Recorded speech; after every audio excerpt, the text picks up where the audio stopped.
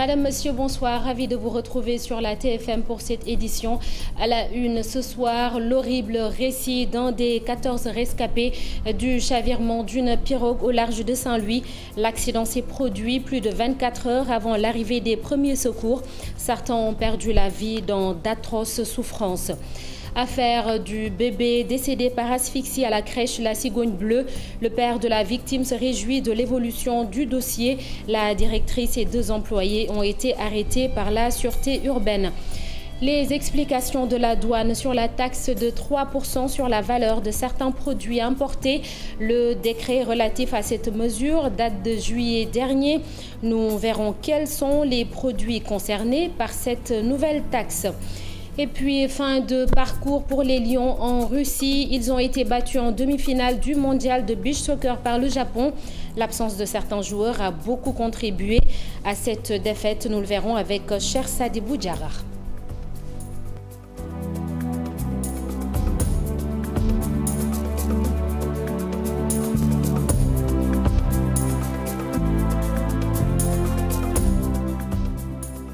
Merci de nous choisir pour vous informer. Plus de 48 heures après le chavirement d'une pirogue de migrants, les recherches n'ont rien donné. 43 personnes manquent à l'appel. À Saint-Louis, notre reporter s'est entretenu avec l'un des rescapés. Il révèle que beaucoup de passagers ont perdu la vie seulement quelques heures après l'accident. Les survivants n'ont dû leur salut qu'à des bidons d'essence qui leur ont servi de bouée de sauvetage. La seule femme qui est décédée dans ce chavirement laisse derrière elle un bébé. Le récit effroyable du rescapé, c'est avec Ousseynou Diop et Habib Seck. 24 heures après le chavirement de la pirogue qui transportait des migrants au large de Saint-Louis, Babacar Wagne, l'un des rescapés, raconte leur calvaire. Selon son témoignage, ils ont passé 36 heures dans la Grande Bleue dans des conditions extrêmes. La pirogue a chaviré jeudi dernier à 6 heures du matin. Nous avons passé 36 heures en haute mer. C'est pourquoi nous n'avons plus de force. Des dizaines de personnes ont perdu la vie devant moi. C'est vraiment triste. Pour Babacar Wagne, beaucoup de migrants ont été sauvés par les bidons d'essence. Certains même ont été brûlés avec la forte canicule en haute mer avant de rendre l'âme. En haute mer, il y a la canicule. C'est pourquoi beaucoup de personnes qui s'agrippaient sur les bidons d'essence ont été brûlées. Et finalement, ils ont perdu la vie. Babacar Wagne est originaire de Dakar. Il tentait l'aventure incertaine avec ses amis. Malheureusement, il est le seul survivant du groupe qui venait de la capitale. Mais il jure qu'il ne tentera jamais de partir par la mer. En tout cas, moi je ne vais plus emprunter la voie maritime pour aller en Espagne. Ce que j'ai vu m'a permis de comprendre beaucoup de choses. Devant la police, les familles des victimes et des rescapés continuent de faire des va-et-vient. Douznian est habitant de Sankaba. Il a perdu une amie qui a laissé un enfant de quelques mois à la maison. La seule femme qui était dans la pirogue est une amie. C'est la première d'ailleurs qui a perdu la vie. Elle a laissé à la maison un enfant de quelques mois. Le nombre de survivants retrouvés après le chavirement augmente. Un autre candidat en vie a été retrouvé ce samedi. 2 rescapés par contre ont pris la fuite.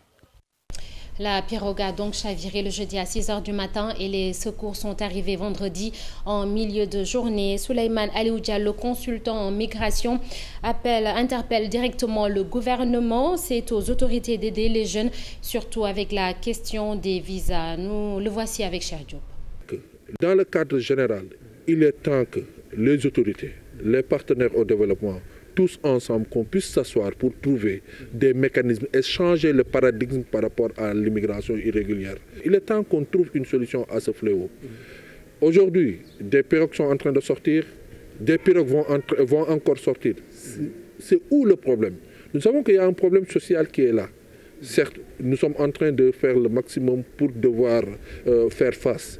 Mais réellement, concernant l'immigration irrégulière, il est question qu'on voit également cette politique de restriction de nos jeunesses ici au Sénégal. La question des visas et la question monétaire est encore liée par rapport à ce flux irrégulier. Au début de l'été, vous avez constaté beaucoup de cas de noyades, le plus souvent des jeunes qui laissent derrière eux des familles anéanties. Pour prévenir d'autres drames de ce genre, des parents paient à leurs enfants des cours de natation. Nos reporters sont allés à la rencontre de maîtres nageurs au club nautique de Ngor, Ibou Diouf et Thierno Laurent Mendy. Une matinée parfaite pour naviguer la plage de Ngor dans les eaux. C'est l'heure des briefings pour le groupe les plus jeunes. L'apprentissage de la nage a tout son sens en cette période marquée par des cas de noyade. On apprend sécurité. Mais la plupart des usagers ou les baigneurs, ils nous demandent des renseignements qui vont naître. Ce qui fait que nous la plupart des il faut diminuer vraiment les cas de noyade. Moi, c'est pourquoi j'accompagne tout le temps les enfants. Ils le font depuis des années. Et j'y vois que du mieux, quoi, vraiment. Je dis qu'on doit commencer ça d'abord à l'école et que les parents doivent suivre les enfants pour qu'ils fassent mieux la natation et tout, quoi. L'ambiance est studieuse. Certains benjamins participent à leur première séance sous le regard des parents. Les enfants, oui, je les ai amenés ici pour qu'ils fassent la natation parce que je trouve que c'est un sport complet. Et bon, ça va leur permettre de maintenir leur santé. Ça va beaucoup leur apporter de les éloigner de beaucoup de maladies. Et puis voilà quoi. Chaque année, des dizaines de jeunes perdent la vie dans des cas de noyade. Avec ce climat d'insécurité dans les plages, la maîtrise des gestes de secours est nécessaire. Les premiers gestes de secours sont à connaître. C'est très important. Ici, on apprend les jeunes à maîtriser les gestes nécessaires pour aider la personne en détresse. Le club nautique de Ngor est engagé au service des jeunes. L'objectif visé est d'initier ces tout-petits à la nage, mais également préparer des futurs champions. Et nous parlons de la mort du bébé âgé de 10 mois à la crèche La Cigogne Bleue en décembre dernier. L'enquête a évolué avec l'arrestation de la directrice et de 2 de ses employés. Le père de la jeune victime s'est prononcé sur cette évolution du dossier. Magordia dit continuer son combat pour une réglementation définitive des structures d'accueil de la petite enfance. Magordia s'est exprimé à Ziguinchor. Il est interrogé par Boubacar Diassi à Lamine Mandjan. Oui, je pense que c'est un grand pas, hein. C'est un grand pas vers la vérité, parce que je pense que tout le Sénégal, tous les parents attendaient vraiment cet instant pour que la vérité jaillisse. Et je pense que là, la justice est en train de faire son travail comme il le faut. Vraiment, il y avait un temps d'arrêt, mais là, je pense qu'on va droit vers une manifestation générale de la vérité. Et je pense que c'est un grand pas, aussi bien pour les parents que pour tout le Sénégal en fait. Bon, en ce moment, je pense que l'affaire est entre la main de la justice. Hein. Exactement, je me concentre sur comment vraiment pousser, aller vers la réglementation des structures d'accueil de la petite enfance. Vraiment, il y a beaucoup de structures d'accueil, de crèches à Dakar qui ne sont pas réglementées, qui n'ont pas de papier. Et je pense qu'il faut que l'État réfléchisse très rapidement à faire une inspection, à aller voir ces crèches-là, pour que ce drame ne se reproduise plus. Donc je pense que c'est le plus gros du travail, c'est que les structures d'accueil de la petite enfance soient réglementées. Et ce qu'on a fait, c'était un combat noble pour permettre aux parents qui avaient leurs enfants dans cette structure-là et qui continuaient à y amener leurs enfants, puissent connaître la vérité et que les autres crèches et les autres directrices de crèches, les autres responsables vraiment apprennent de ce qui s'est passé pour pouvoir régulariser leur établissement et que les enfants puissent être dans de bonnes mains. Et rappelons que l'autopsie avait conclu à une mort par asphyxie. Ndiayane est l'une des localités durement touchées par les intempéries. La route qui mène à ce village de la commune de Thiénaba est coupée par les eaux de pluie. Sur place, toutes les activités sont bloquées. Les habitants ont tenu un rassemblement pour exiger le désenclavement de la localité, mais aussi un poste de santé digne de ce nom.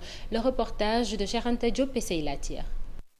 Une route coupée par les eaux de plus, le tronçon Fandène-Ndiakhate-Ndiayane est défectueux. L'accès au village est extrêmement difficile. C'est à la limite un véritable parcours du combattant. Ici, toutes les activités sont bloquées. Surtout sur l'enclavement. En venant, vous avez d'énormes difficultés pour venir. Le tronçon qui mène de Ndiayane à Ndiakhate a été fait en 1998. Quand Bill Clinton, l'ex-président des États-Unis, venait à Daljam. Et depuis ce jour, je peux vous dire que rien n'a été fait. La route a une dégradation et nous en avons marre. Ici, il y a pratiquement 6 villages qui empruntent ce tronçon. De Ndiakhate à Ndiayane. De Fandène à Ndiayane, c'est la même chose. Et nous rencontrons d'énormes difficultés. En ce qui concerne la santé, les populations de Ndiayane éprouvent également des difficultés. Un infirmier chef de poste qui fait la navette entre Khombol et Ndiayane pour venir consulter les habitants des 6 villages de la localité. La santé aussi, comme vous le voyez, toute la population peut m'en témoigner. Il y a 6 autres villages qui sont servis par le même poste de santé. Il n'a pas de matériel et l'endroit où il se trouve actuellement n'est pas adéquat. Nous voulons un poste de santé moderne construit ailleurs, un personnel médical qualifié. L'ICP se trouve à Khombol. Ces populations regroupées au sein du mouvement And Defar Ndiayane veulent relever le défi avec des moyens limités. Des stratégies ont été adoptées pour prendre en charge certaines difficultés. Avec l'exploitation du pétrole et du gaz, une pollution marine guette les côtes sénégalaises. C'est vrai, un cadre est mis en place bien avant l'existence des puits, mais les hommes du secteur veulent renforcer le dispositif. De nouvelles stratégies seront donc élaborées pour protéger nos côtes. Une rencontre s'est tenue sur la question. Capitaine de vaisseau Abdou Sen, chargé de la sécurité maritime, est au micro de Pafaragning. L'élaboration de la cartographie de vulnérabilité du littoral, et dans une deuxième phase, nous allons procéder à la restitution du plan Polmar par les experts qui ont été commis par la ASMAR. Et à l'issue de cette restitution, des échanges vont se faire pour la validation de ce plan. Et nous avons d'ailleurs anticipé parce que ce cadre normatif opérationnel de prise en charge de la pollution en mer a été mis en place bien avant, effectivement, qu'on parle d'exploitation de pétrole et de gaz offshore.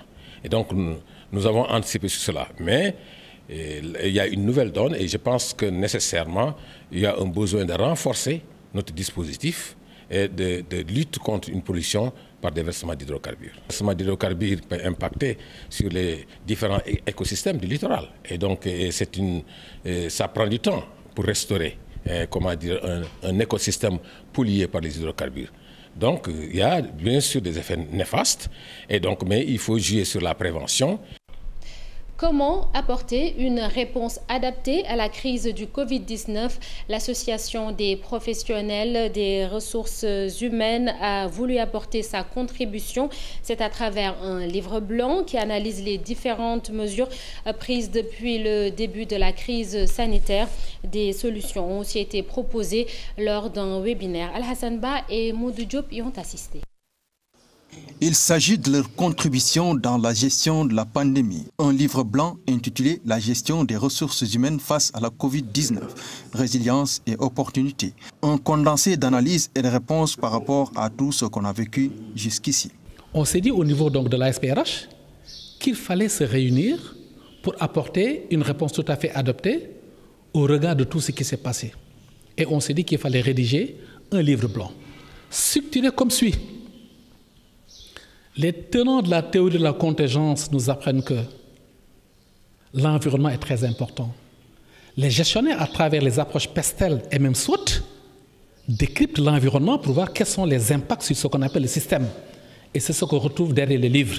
Au-delà des analyses de toutes les mesures sociales et d'ordre économique prises depuis le début de la pandémie, 80% de l'ouvrage est consacré à l'avenir. Quel impact aura la crise par rapport au processus ressources humaines?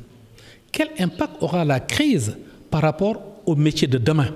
C'est tout ceci qu'on a mis dans un ouvrage, distribué un peu partout, en tout cas pour apporter, disons, notre vision par rapport à tout ce qui va se faire. Nous avons pensé, nous, acteurs RH, qu'il fallait d'abord repenser nos pratiques au niveau des entreprises, entrevoir un nouveau profil du DRH, qui ne doit plus être le même qu'avant, refonder même les enseignements en matière de GRH dans nos écoles et nos organisations. Nous devons, en somme, apprendre à être plus résilients par rapport à toutes les formes de crise qui vont venir. Il ne faut pas avoir peur de le dire. Ce livre blanc est un legs à la postérité. Étudiants, consultants, entre autres, invités à le lire et, s'il y a lieu, chaque année procéder à une mise à jour. 3%, c'est le taux de prélèvement fixé sur la valeur de certaines marchandises devant entrer sur le territoire sénégalais. Une décision appliquée depuis quelques jours suite à un décret datant du 8 juillet 2021. Alors, pour quelles raisons et quelles sont les marchandises concernées? Élément de réponse dans ce sujet signé Marcel Farba-Maroun et Gervais Yao. Depuis le 23 août 2021, un prélèvement de 3% est fixé sur la valeur de certaines marchandises devant entrer sur le territoire sénégalais. Objectif, moderniser l'administration douanière conformément au PROMAD, le programme de modernisation de l'administration des douanes. Le PROMAD donc s'articule autour de 5 axes principaux que sont les constructions et les réhabilitations, la surveillance maritime, le tracking, contrôle et IT development, la formation et enfin le contrôle mobile et terrestre. Sa mise en œuvre a des impacts positifs certains sur les procédures de dédouanement et la qualité du service. Le PROMAD va permettre une réduction des délais de passage en douane, ce qu'on appelle le Time Release Study, pour les usagers et enfin le PROMAD, entre autres effets bénéfiques, va permettre la sécurisation de la chaîne logistique internationale, ce qui renforce à terme la compétitivité des opérateurs économiques, industriels comme commerçants. Sont exclus du champ d'application de ce prélèvement les marchandises provenant de la zone CEDEAO et de l'UEMOA. Il s'agit de produits gaziers, de riz, de blé, de farine de blé ou encore de médicaments, entre autres. Ce prélèvement en fait constitue un ticket libératoire qui se substitue aux frais qui étaient dus au titre du travail commercial, du travail supplémentaire commercial, le TSC, et également de la PID, la prestation informatique douanière. Mieux, ce prélèvement permet même d'éliminer certains paiements, par exemple ceux liés à la mise en route des conteneurs dits hors zone. Par ailleurs, le prélèvement PROMAD est calibré de telle sorte à n'induire aucun effet haussier sur les denrées de grande consommation. Rappelons que le décret a été signé depuis le 8 juillet dernier par le président Macky Sall. Pour la direction générale de la douane, les discussions ayant déjà réuni plusieurs représentants de syndicats, de commerçants et d'industriels se poursuivent afin de s'accorder sur cette nouvelle décision. Et toutes nos excuses pour la qualité sonore de cet élément que vous venez de suivre. Gor Youbès pour le renouveau, c'est une nouvelle coalition politique en vue des élections locales de janvier 2022. Les membres veulent une centaine de candidats jeunes dans tout le pays pour espérer changer la gestion des collectivités territoriales. La coalition a par ailleurs dénoncé le montant de la caution qui est de 30 millions 15 pour chaque type d'élection. Pafaragning et Amadouba. Après plusieurs constats et un manque de confiance entre les autorités locales et le peuple, une frange de la jeunesse veut prendre leur destin à main avec l'émergence de nouveaux acteurs. Tous ces constats découlent de la création d'une nouvelle coalition. Nous avons constaté qu'ici au Sénégal, la relation de confiance, le contrat de confiance n'existe plus entre le peuple et les politiciens. Et la première ressource dont dispose l'Afrique, c'est sa jeunesse. Et la jeunesse n'est pas mise aux responsabilités. La jeunesse. L'objectif fixé, une centaine de candidats dans tout le Sénégal. Dans ce pays, vous l'avez constaté, qu'à chaque élection, on pousse les jeunes à aller s'inscrire dans les listes électorales. Mais on les pousse rarement à être candidats pour prendre leurs responsabilités. Cette fois-ci, les jeunes seront au rendez-vous, accompagnés d'autres acteurs qui viennent sur la chaîne politique apporter une nouvelle démarche. Ces jeunes candidats ont aussi dénoncé le montant de la caution et les difficultés pour les primo-votants. Xam ngeen ne caution bi 15 millions la ñu wax te loolu dina exclure ñu bëri ndaxte dañu bëgg a def démocratie des riches Nous pensons que c'est fait exprès, parce que cela pouvait être facilité et cela pouvait être encouragé. Mais vous avez vu qu'il n'y a pas de communication de masse. Avec des candidats jeunes pour une nouvelle démarche, une véritable démocratie participative dans les communes, tels sont les objectifs de cette nouvelle coalition Gox Yu Bess. Nous ouvrons la page des sports à ce stade du journal. Fin de l'aventure pour le Sénégal à la Coupe du monde de beach soccer en Russie. Les Lions sont éliminés en demi-finale par les Japonais. Score final 5-2. Ils vont donc tenter de se consoler avec la 3e place.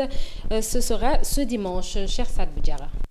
Le Japon douche les espoirs de titre du Sénégal à la Coupe du monde de beach soccer Russie 2021. Privés de 3 de leurs cadres suspendus, les Lions font pâle figure dans une demi-finale logiquement perdue. Une prestation très loin de leurs performances habituelles. Après un long round d'observation qui dure tout le premier quart-temps, les deux sélections sortent de leur torpeur. Les Japonais sont les seuls à scorer dans le deuxième quart-temps. La 3e et dernière période est plus rythmée et prolifique.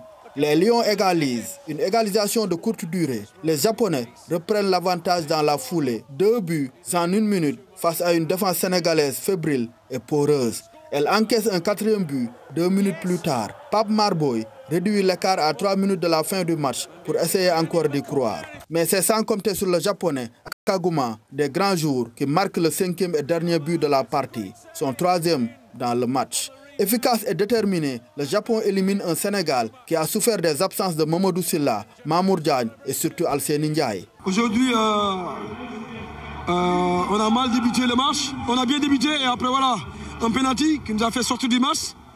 Mais bon, pour moi, les gosses jusqu'à présent, ils avaient l'euphorie de battre le Brésil. Et après, ils n'ont pas eu l'expérience d'une demi-finale d'une Coupe du Monde, à un pas de la finale. De marquer Koundé a continué à marquer l'histoire. Mais quand même, c'est l'occasion de les remercier. En tout cas, le Sénégal a fait un bon tournoi. Et après, voilà, dès demain, on va essayer de concentrer sur notre 3e place. En quête de sac, les Lions qui ont déjà atteint leur objectif de départ vont devoir se consoler avec une médaille de bronze à aller chercher face à la Suisse ce dimanche à 15h. Tandis que les Japonais vont défier en finale les Russes à la recherche de leur 3e titre mondial. C'est toujours ce dimanche à 16h30. Football sur gazon cette fois-ci. La pelouse du stade Lat Dior de Thiès est dans un meilleur état qu'en juin dernier. C'est le directeur technique national de football qui le dit. Mayacine Mar ajoute même que les Lions seront satisfaits. Mais ce qu'on a constaté en tout cas aujourd'hui, il y a beaucoup d'améliorations en tout cas sur la pelouse.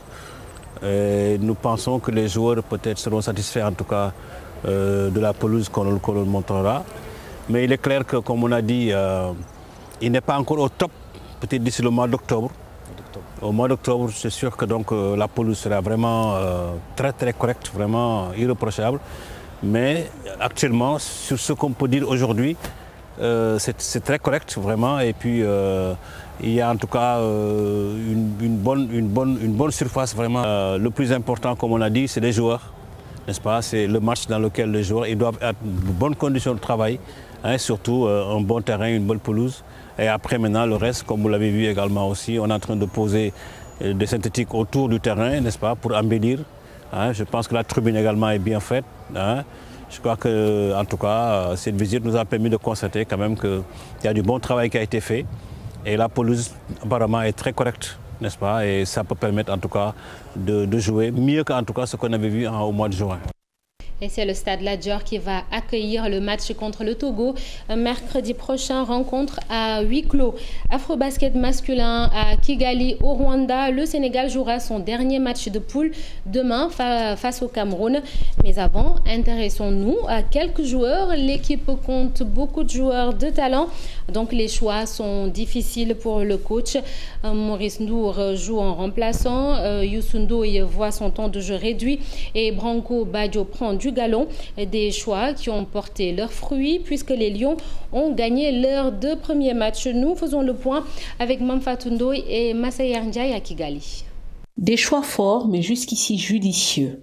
Maurice Ndour en sortie de banc, c'est le cas depuis 2 matchs, mais l'ailier fort a décidé de faciliter la tâche à son sélectionneur. J'ai une équipe très compliquée, hein.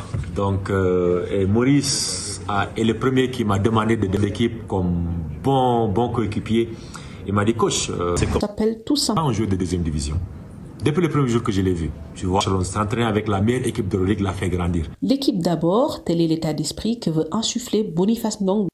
Merci Mamfatou Ndoye et c'est ainsi que se referme ce journal. Merci d'avoir été avec nous. Prochain rendez-vous demain à 20h. Bon samedi à vous et à demain. Au revoir.